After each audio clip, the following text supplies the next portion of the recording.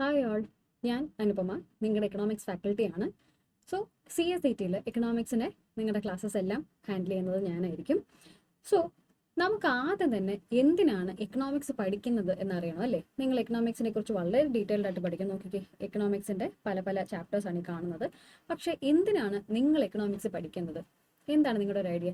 ഇതിൽ കുറച്ച് പേരെങ്കിലും +2-ൽ എക്കണോമിക്സ് പഠിച്ചിട്ട് വന്നവരായിരിക്കും അല്ലേ? അപ്പോൾ എന്തിനാണ് നിങ്ങൾ എക്കണോമിക്സ് പഠിക്കുന്നത്? ഒരു കമ്പനി സെക്രട്ടറി ആവാൻ എക്കണോമിക്സ് പഠിക്കേണ്ട ആവശ്യമുണ്ടോ? Company secretary ആകാനല്ല. എക്കണോമിക്സ് എന്നുള്ളത് നമ്മുടെ മാത്സിനെ പോലെ, അതായത് ഭൂഗോളത്തിന്റെ സ്പന്ദന കണക്കിലാണെന്ന് ആരോ പറഞ്ഞിട്ടില്ലേ, അതുപോലെയാണ് എക്കണോമിക്സിന്റെ കാര്യം. നമ്മുടെ ദൈനംദിന കാര്യങ്ങളിൽ അല്ലെങ്കിൽ ദൈനംദിന കാര്യങ്ങളെല്ലാമായിട്ട് ബന്ധപ്പെട്ട ഒരു സബ്ജക്റ്റാണ് എക്കണോമിക്സ് എന്ന് പറയുന്നത്. ഓക്കെ, നമ്മൾ മനുഷ്യരെങ്ങനെയാണ്, നമ്മൾ ജോലിക്ക് പോകും, നമ്മൾ അതുകൊണ്ട് കാശുണ്ടാക്കും, നമ്മളതുകൊണ്ട് ഭക്ഷണം മേടിച്ച് കഴിക്കും, നമ്മൾ പല ആക്ടിവിറ്റീസിൽ ഏർപ്പെടും. ഇങ്ങനെയെല്ലാം നമ്മൾ ചെയ്യുന്നുണ്ട്. ഇതിലെല്ലാത്തിലും ഓരോ എക്കണോമിക്സ് അടങ്ങിയിട്ടുണ്ട്. നിങ്ങളുടെ കാര്യം തന്നെ എടുത്തു നോക്കൂ. നിങ്ങൾ രാവിലെ പുറത്തേക്ക് ഇറങ്ങുകയാണ്. നിങ്ങൾ പുറത്തേക്ക് ഇറങ്ങുന്നു, പോയി ഫ്രണ്ട്സിൻ്റെ കൂടെ കറങ്ങുവാണ്. നിങ്ങൾ എവിടെയെല്ലാം പോകും? പല സിനിമ കാണാൻ പോകും, ചിലപ്പോൾ പാർക്കിലേക്ക് പോകും, ചിലപ്പോൾ ബീച്ചിലേക്ക് പോകും, പല സ്ഥലങ്ങളിലേക്ക് പോകും. ഇതെല്ലാം നിങ്ങൾ ചിലപ്പം ഒരു വണ്ടിയിലായിരിക്കും പോകുന്നത്, ചിലപ്പോൾ ഒരു ബസ്സായിരിക്കാം, നിങ്ങളുടെ ഒരു ബൈക്കായിരിക്കാം. നിങ്ങൾ ഉച്ചയ്ക്ക് ഭക്ഷണം കഴിക്കാൻ ഒരു ഹോട്ടലിലേക്ക് കയറുന്നു. ഇവിടെ എല്ലാം ഓരോ ലെവൽ ഓഫ് എക്കണോമിക്സ് ഉണ്ട്. ഒന്ന് ആലോചിച്ച് നോക്കിക്കേ. നിങ്ങൾ വണ്ടിയിൽ പോവുകയാണ്. ഓക്കെ, നിങ്ങൾക്ക് വെള്ളം ദാഹിച്ചു. നിങ്ങൾ എന്ത് ചെയ്യും? ഒരു കടയിൽ കയറി ഒരു ബോട്ടിൽ വെള്ളം മേടിക്കും. നിങ്ങൾ അതിൻ്റെ കാശ് കൊടുത്ത് വരും. ഓക്കെ, ഇവിടെ ഒരു എക്കണോമിക്സ് ഉണ്ട്. എന്താണ് എക്കണോമിക്സ്? നിങ്ങൾക്ക് ഒരു വെള്ളം വേണം. എന്തുകൊണ്ട്? നിങ്ങൾക്കൊരു വെള്ളം ദാഹമുണ്ടായി, നിങ്ങൾക്ക് വെള്ളം വേണം, അതുകൊണ്ട് നിങ്ങൾ വെള്ളം മേടിച്ചു, നിങ്ങൾ അതിൻ്റെ കാശ് കൊടുത്തു. ഇതൊരു എക്കണോമിക്സ് ആണ്. എന്താണ്? നിങ്ങൾക്കൊരു വോണ്ട് ഉണ്ടായിരുന്നു, ആ വോണ്ടിനെ സാറ്റിസ്ഫൈ ചെയ്യാനായിട്ട് നിങ്ങൾ വെള്ളം മേടിച്ചു. ഇനി വണ്ടിയിൽ പോവാണ്, വണ്ടിക്ക് പെട്രോൾ അടിക്കണം. ഓക്കെ, പെട്രോൾ തീർന്നു പോയി. അപ്പം നിങ്ങൾ പെട്രോൾ പമ്പിൽ പോയിട്ട് പെട്രോൾ അടിക്കുന്നു. ഇതും ഒരു വോണ്ടാണ്. നിങ്ങൾക്ക് ബീച്ച് കാണണം തോന്നി, നിങ്ങൾ ബീച്ചിലേക്ക് പോകുന്നു. ഇതും ഒരു ഡിമാൻഡ്. നിങ്ങളുടെ ഒരു ഡിമാൻഡാണ് നിങ്ങൾ സാധിച്ചെടുത്തത്. സോ എക്കണോമിക്സിലെ, അതായത് നിങ്ങളുടെ എല്ലാ കാര്യങ്ങളും, ഏതൊരു കാര്യമാണെങ്കിലും അതിലെല്ലാം ഒരു എക്കണോമിക്സ് ഇൻവോൾവ് ആയിരിക്കും. ഓക്കെ, ഇപ്പോൾ ഞാൻ നേരത്തെ പറഞ്ഞു സിനിമ കാണാൻ പോകുന്നത് ഇതുപോലെ തന്നെയാണ്. എക്കണോമിക്സ് എന്നുള്ളത് ഒരു സാധാരണ സബ്ജക്റ്റ് അല്ല, അല്ലെങ്കിൽ നിങ്ങൾക്ക് ഒരു ഡെയിലി ലൈഫിൽ നിന്ന് ഒഴിവാക്കാൻ കഴിയുന്ന ഒരു സബ്ജക്റ്റ് അല്ല. ഇപ്പോൾ നിങ്ങളുടെ കയ്യിൽ എത്ര കാശുണ്ട്, നിങ്ങൾക്ക് നാളെ ഒരു ബിസിനസ് തുടങ്ങാൻ എത്ര കാശ് വേണം, അതിനകത്ത് എത്രത്തോളം ചിലവുകളാണ് വരുന്നത്. ഓക്കെ, ഒരു രാജ്യം, ആ രാജ്യത്തിൻ്റെ സമ്പദ് വ്യവസ്ഥ എന്താണ്, എന്തൊക്കെയാണ് രാജ്യത്തിൻ്റെ വരവുകൾ, എന്തൊക്കെയാണ് രാജ്യത്തിൻ്റെ ചിലവുകൾ, എന്തെല്ലാം ആക്ടിവിറ്റീസിലാണ് രാജ്യം ഏർപ്പെട്ടിരിക്കുന്നത്, ഇങ്ങനെയുള്ള എല്ലാ കാര്യങ്ങളും, അല്ലെങ്കിൽ ഒരു രാജ്യം എങ്ങനെ നടത്തിക്കൊണ്ടു പോകുന്നു, അതിനാവശ്യമായ ചിലവ് എന്താണ്, രാജ്യത്തിൻ്റെ മൊത്തം സമ്പത്ത് കാൽക്കുലേറ്റ് ചെയ്യുക, ഇങ്ങനെയുള്ള സകലമായ കാര്യങ്ങൾ നിങ്ങൾ പഠിക്കാൻ പോകുന്നത് എക്കണോമിക്സിലാണ്. അതായത് നാം എന്നൊരു ചെറിയ ഇൻഡിവിജ്വൽ നിന്നും ഒരു രാജ്യം മുഴുവനുള്ള കാര്യങ്ങൾ, രാജ്യവും മറ്റൊരു രാജ്യവും തമ്മിലുള്ള കാര്യങ്ങൾ, ലോകത്തെ എല്ലാ രാജ്യങ്ങളും അല്ലെങ്കിൽ ലോകത്തെ മുഴുവൻ ജനതയുടെ കാര്യങ്ങൾ, ഇങ്ങനെയുള്ള സകലമായ കാര്യങ്ങളും നമ്മൾ എവിടെയാണ് പഠിക്കുന്നത്? എക്കണോമിക്സിൽ. അതായത് എക്കണോമിക്സ് എന്ന സബ്ജക്റ്റിന് ഇമ്പോർട്ടൻസ് എന്താണ്? നമ്മൾ അടങ്ങുന്ന ഒരു സൊസൈറ്റിയിൽ എങ്ങനെയാണ് നമ്മുടെ ആവശ്യങ്ങൾ നിറവേറ്റിയെടുക്കുന്നത്, അതിനുവേണ്ടി എങ്ങനെയാണ് മറ്റുള്ളവർ അല്ലെങ്കിൽ നമ്മൾ എല്ലാവരും ചേർന്ന് പ്രവർത്തിക്കുന്നത്, ഇങ്ങനെയുള്ള എല്ലാ കാര്യങ്ങളും നമ്മൾ എവിടെ പഠിക്കുന്നു? എക്കണോമിക്സിൽ പഠിക്കുന്നു. ഓക്കെ, സോ കമ്പനി സെക്രട്ടറിക്ക് നമുക്ക് എന്തിനാണ് എക്കണോമിക്സ് അറിയേണ്ടത്? നിങ്ങൾ കമ്പനി സെക്രട്ടറീസ് ആയിട്ട് എവിടെയാണ് പോകുന്നത്? ഓരോ കമ്പനീസിൽ ജോയിൻ ചെയ്യും. ഈ കമ്പനികൾക്കെല്ലാം ഓരോരോ ലക്ഷ്യങ്ങളുണ്ട്. അത് ചിലപ്പോൾ പ്രോഫിറ്റ് മാക്സിമൈസേഷൻ ആയിരിക്കും, അല്ലെങ്കിൽ മുന്നിലേക്ക് നടത്തിക്കൊണ്ട് പോകാനായിരിക്കും. സോ ഇതെല്ലാം എങ്ങനെയായിരിക്കും? ഇതിനെല്ലാം ഓരോ ചിലവുകളുണ്ട്. എങ്ങനെ നടത്തിക്കൊണ്ട് പോകാം, അതിനെന്താണ് വേണ്ടത്, പല റിസോഴ്സസ്, നമുക്ക് എവിടെ നിന്നെല്ലാം പല റിസോഴ്സസ്, ചിലപ്പം ഇൻകം ആയിരിക്കാം, ചിലപ്പോൾ ഇൻവെസ്റ്റ്മെന്റ്സ് ആയിരിക്കാം.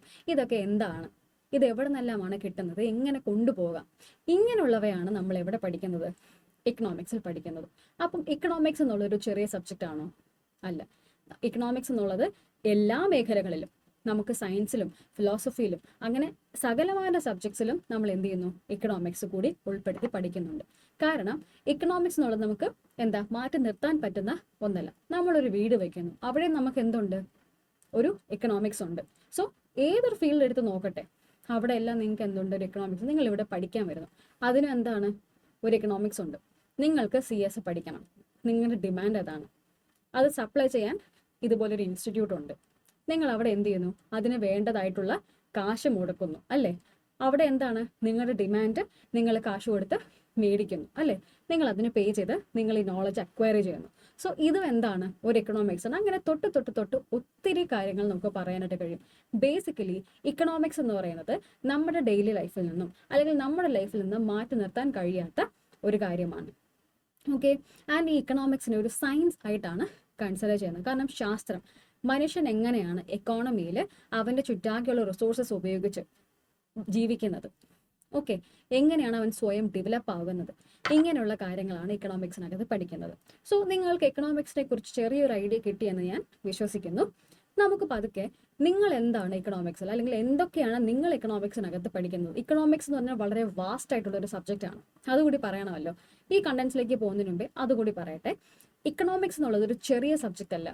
ഇക്കണോമിക്സിനെ ആദ്യം എന്താ പറയുക, ഇക്കണോമിസ്റ്റ് എല്ലാം വന്നപ്പോൾ എക്കണോമിക്സിനെ രണ്ടായിട്ട് തിരിച്ചിട്ടുണ്ടായിരുന്നുള്ളൂ. മൈക്രോ എക്കണോമിക്സ് എന്നും മാക്രോ എക്കണോമിക്സ് എന്നും നിങ്ങൾ കേട്ടിട്ടുണ്ടായിരിക്കും.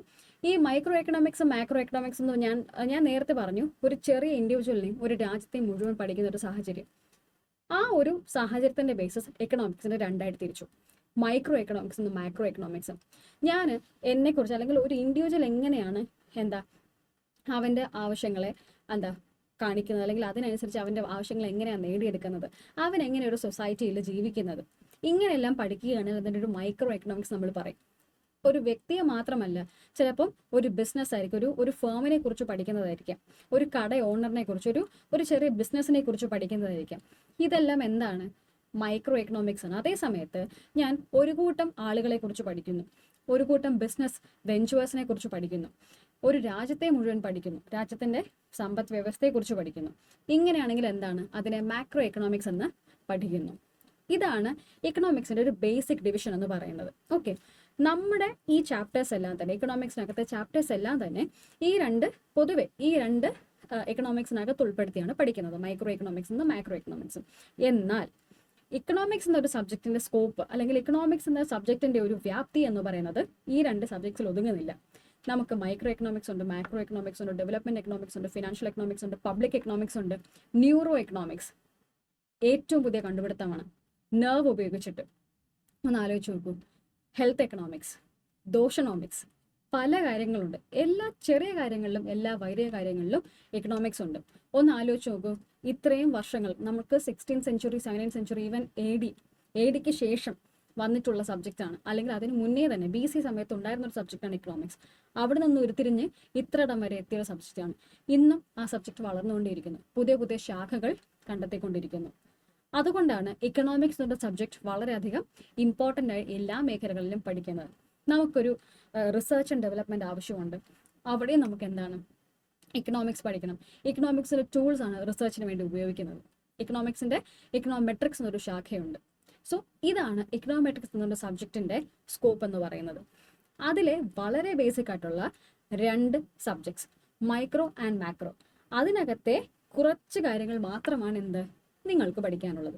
കാരണം ബേസ് ആയിട്ടുള്ള, അതായത് എല്ലാ സബ്ജക്ട്സിനെയും വളരെ ബേസ് ആയിട്ടുള്ള വളരെ പ്രധാനപ്പെട്ട കാര്യങ്ങൾ മാത്രമേ നിങ്ങൾക്ക് കമ്പനി സെക്രട്ടറിക്കായിട്ട് പഠിക്കാനുള്ളൂ. അപ്പം ആ വളരെ ബേസിക് ആയിട്ടുള്ള വളരെ സിമ്പിൾ ആയിട്ടുള്ള കുറച്ച് ടോപ്പിക്സ് ആണ് നമുക്കിവിടെ പഠിക്കാനുള്ളത്. പക്ഷെ എന്താണ്, ഇതെല്ലാം തന്നെ CA-CETക്ക് അല്ലെങ്കിൽ കമ്പനി സെക്രട്ടറി ആയിട്ടുള്ള നിങ്ങൾക്ക് എങ്ങനെ ഉപകാരപ്പെടും? ഒരു കമ്പനിയിലേക്ക് കയറി കഴിഞ്ഞാൽ ആ കമ്പനിയുടെ ബിസിനസ് തീരുമാനങ്ങൾ എന്താണ്, അതെങ്ങനെ അനലൈസ് ചെയ്യാം, അവിടുത്തെ പ്രശ്നങ്ങൾ നിങ്ങൾക്ക് എങ്ങനെ തരണം ചെയ്യാം, അവിടുത്തെ ആവശ്യങ്ങൾ എന്താണ്, അതിനു വേണ്ടി ചെയ്യേണ്ടതാണ്, ഇതെല്ലാം നിങ്ങൾക്ക് മനസ്സിലാക്കാൻ അല്ലെങ്കിൽ അതിനനുസരിച്ച് പ്രവർത്തിക്കാനാണ് എക്കണോമിക്സിൽ ഈ ചാപ്റ്റേഴ്സ് നിങ്ങൾക്ക് ഉൾപ്പെടുത്തിയിട്ടുള്ളത്. ഓക്കെ, സോ എക്കണോമിക്സ് എന്താണ്, അല്ലെങ്കിൽ നമ്മളത് വളരെ വിശദമായിട്ട് ഇനിയും പഠിക്കും. എക്കണോമിക്സ് എന്താണെന്ന് മനസ്സിലായല്ലോ. ഒരു രാജ്യത്തിൻ്റെ, ഒരു ഇൻഡിവിജ്വലിൻ്റെ, അങ്ങനെ ഓരോരോ കാര്യങ്ങളുടെയും സാമ്പത്തികമായിട്ടുള്ള കാര്യങ്ങളെ മനസ്സിലാക്കുക, അവൻ്റെ ആവശ്യങ്ങൾ എങ്ങനെയാണെന്ന് മനസ്സിലാക്കുക, അതിനുവേണ്ടി പരിഹാരം കാണുക. ഇതാണ് ഇക്കണോമിക്സ് എന്ന സബ്ജക്റ്റിൻ്റെ ലക്ഷ്യം എന്ന് പറയുന്നത്. സോ നമുക്ക് നമ്മുടെ കണ്ടന്റ്സിലേക്ക് വരാം. എന്താണ് നിങ്ങൾ എക്കണോമിക്സിൽ പഠിക്കുന്നത്? ആദ്യം തന്നെ ഫസ്റ്റ് ചാപ്റ്റർ നോക്കിക്കേ, the basics of demand and supply and forms of market competition. ഈ ഡിമാൻഡ് ആൻഡ് സപ്ലൈ എന്ന് പറയുന്നത് ഇക്കണോമിക്സ് എന്ന സബ്ജക്റ്റിന്റെ വളരെ ബേസിക് ആയിട്ടുള്ള അല്ലെങ്കിൽ പ്രിൻസിപ്പിൾ ആയിട്ടുള്ള വളരെ ഏറ്റവും താഴ്ന്ന നിലയിലുള്ള ഒരു രണ്ട് കോൺസെപ്റ്റ്സ് ആണ് ഡിമാൻഡ് ആൻഡ് സപ്ലൈ എന്ന് പറയുന്നത്. സോ അതാണ് അവിടെ നിന്നാണ് നിങ്ങൾ എന്താണ് എക്കണോമിക്സിലെ പല തിയറീസും പല പല കാര്യങ്ങളും ഉയർന്നു വന്നിട്ടുള്ളത്. സോ അതാണ് നിങ്ങളുടെ ഫസ്റ്റ് ചാപ്റ്റർ ആയിട്ട് വരുന്നത്. സോ വളരെ വിശദമായിട്ട് തന്നെ ഡിമാൻഡ് എന്താണ്, സപ്ലൈ എന്താണ്, അതുമായിട്ട് ബന്ധപ്പെട്ട അല്ലെങ്കിൽ ഡിമാൻഡിലും സപ്ലൈയിലും നിങ്ങൾ അറിഞ്ഞിരിക്കേണ്ട പ്രധാനപ്പെട്ട കാര്യങ്ങളെല്ലാം തന്നെ ഈ ഒരു ചാപ്റ്ററിൽ ഡിസ്കസ് ചെയ്തതായിരിക്കും. പിന്നെ മാർക്കറ്റ് എന്നൊരു കോൺസെപ്റ്റ്, ഡിമാൻഡ് സപ്ലൈ പോലെ തന്നെ അല്ലെങ്കിൽ ഡിമാൻഡ് സപ്ലൈ ഉൾപ്പെടുന്ന ഒരു കോൺസെപ്റ്റാണ് മാർക്കറ്റ് എന്ന് പറയുന്നത്. അതും നിങ്ങൾ ഫസ്റ്റ് മോഡ്യൂൾ പഠിക്കുന്നു. അപ്പം ഫസ്റ്റ് ചാപ്റ്റർ എന്ന് പറയുന്നത് വളരെ ക്രിസ്പായിട്ട്, വളരെ ഇമ്പോർട്ടൻ്റ് ആയിട്ട്, വളരെ ആവശ്യമായിട്ടുള്ള ഒരു ചാപ്റ്ററാണ്. ഇത് വളരെ ബേസിക് ആണ്. അത് നന്നായിട്ട് തന്നെ നമുക്ക് പഠിക്കാനായിട്ട് കഴിയും. പിന്നെയുള്ളതാണ്, അതായത് ഇപ്പോൾ ഫസ്റ്റ് ചാപ്റ്റർ എന്ന് പറയുന്നത് നമ്മുടെ മൈക്രോ എക്കണോമിക്സുമായിട്ട് ബന്ധപ്പെട്ടാണ് പഠിക്കുന്നതെങ്കിൽ നമ്മുടെ സെക്കൻഡ് ചാപ്റ്റർ നാഷണൽ ഇൻകം എന്ന് പറയുന്നത് എന്താ, നമ്മുടെ മാക്രോ എക്കണോമിക്സ് ആയിട്ട്, അതായത് ഇക്കോണമി ആസ് എ ഹോൾ നമ്മൾ എങ്ങനെയാണ്, നാഷണൽ ഇൻകം എന്ന് കേൾക്കുമ്പോൾ തന്നെ അറിയുന്നത് വലിയൊരു സബ്ജക്റ്റ് ആണ്. സോ നാഷണൽ ഇൻകം എങ്ങനെ നമ്മൾ കാൽക്കുലേറ്റ് ചെയ്യുന്നു, നാഷണൽ ഇൻകമായിട്ട് ബന്ധപ്പെട്ട കുറച്ച് കോൺസെപ്റ്റ്സ് എങ്ങനെയാണ്, അതാണ് നമ്മൾ സെക്കൻഡ് ചാപ്റ്ററിൽ പഠിക്കുന്നത്. അതിനുശേഷം തേർഡ് ചാപ്റ്റർ എന്ന് പറയുന്നത് ഇന്ത്യൻ യൂണിയൻ ബജറ്റ്. അപ്പോൾ ഇന്ത്യൻ യൂണിയൻ ബജറ്റ് ശരിക്കും ഇന്ത്യയുടെ ഫിനാൻഷ്യൽ സിസ്റ്റം അല്ലെങ്കിൽ ഇന്ത്യയിൽ എങ്ങനെയാണ് എന്താണ് ഈ ഒരു ബജറ്റ് എല്ലാം സെറ്റ് ചെയ്യുന്നത്, അതിൻ്റെ ഇമ്പോർട്ടൻസ് എന്താണ്, ഇങ്ങനെയുള്ള കാര്യങ്ങളാണ് നമ്മൾ ഇന്ത്യൻ യൂണിയൻ ബജറ്റ് എന്ന തേർഡ് ചാപ്റ്ററിൽ പഠിക്കുന്നത്.